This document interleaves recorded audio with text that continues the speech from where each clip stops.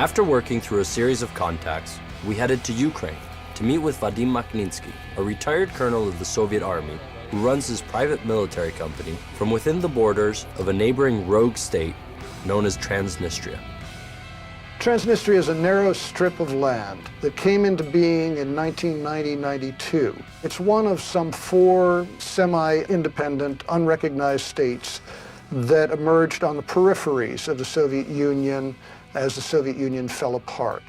The collapse of the Soviet Union in the early 90s triggered a series of separatist conflicts in Nagorno-Karabakh in Azerbaijan, South Ossetia and Abkhazia in the Republic of Georgia, and Transnistria in Moldova. Vadim has to operate out of Transnistria due to legislation which prohibits private military activities within Ukraine and all other former Soviet states. There have been a lot of mercenaries and ventures like that because it was an unsettled area. The rule of law was not terribly strong in a lot of these new states, and indeed, these large security forces were out of work with nothing else to do, and what were they going to do? Потому что я был в Приднестровье, я был начальником разведки вот украинского, назывался вот это добровольческого легиона вот этого. Профессиональный солдат – это человек, для которого это уже просто работа. Тяжелая работа, и не каждый с этой работой может справиться. Очень много зависит именно от доверия людей, то есть доверия и о том, насколько надежен твой друг, твой партнер. It is nearly impossible to enter Transnistria as a tourist, and filming there is basically unprecedented. But Vadim's contacts in the breakaway republic have arranged for us to travel there in order to get a glimpse of his operation.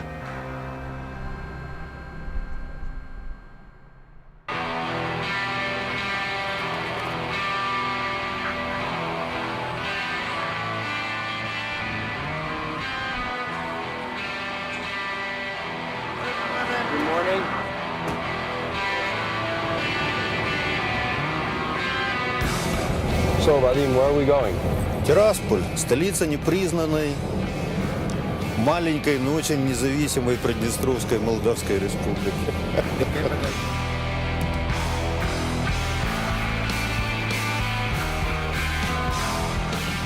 What kind of combat experience do you have? Вот, то это была сначала Югославия. Ну, тогда в Хорватии довольно-таки много было наемников. Были наемники из США, были из Англии, из Франции, из Германии. Именно наемники. Тогда мы были молодые, тогда это было все очень интересно. Поэтому о причине особо никто и не задумывался. Затем, после Хорватии, это Нагорный Карабах, затем Приднестровье и затем Абхазия. Ну и пока все.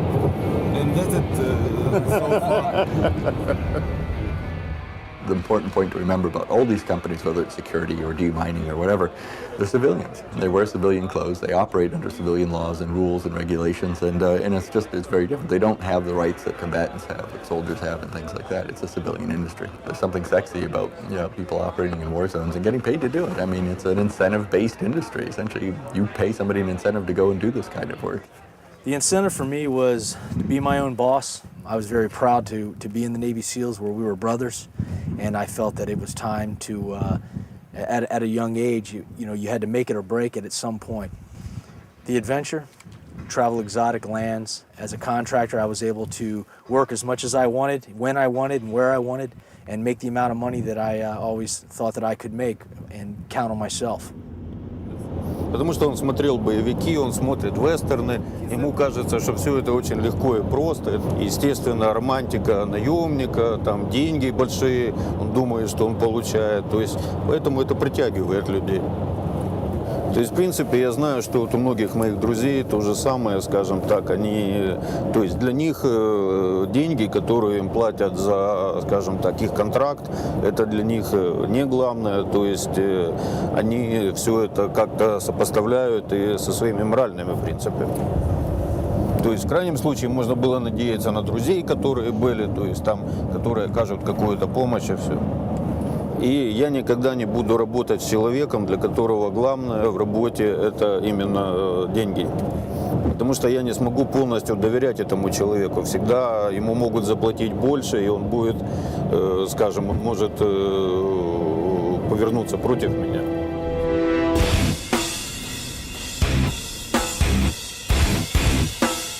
Да, вот тут даже нет, на карте нет границы между Приднестровьем и Молдовой, потому что это официально ее не существует, хотя тут настоящая граница. Due to Transnistria's status as a gray area, its borders process an extremely high volume of black market goods. When the border police spotted us filming, they detained us and forced us to record over the footage on one of our cameras. Fortunately, after 3 hours, Vadim was able to reach his contact in the government and secure our entry. Welcome in Transnistrian Moldavian Republic.